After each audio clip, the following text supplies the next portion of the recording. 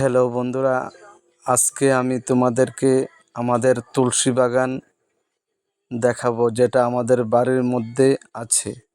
এই তুলসী গাছগুলা অনেক দিন আগে আমার বৌদি লাগিয়েছেন, খুব সুন্দর করে লাগিয়েছেন, খুব সুন্দর বাগানের মতন লাগিয়েছেন। বন্ধুরা, সবাইকে দেখার জন্য অনুরোধ রইল, তোমরাও তোমাদের বাড়ির মধ্যে লাগাও তুলসী বাগান, খুব ভালো উপকারে আসে। এই তুলসী গাছের পাতাগুলা ছিঁড়ে বেটে রস খেলে সর্দি কাশি এবং জ্বরও ভালো হয়।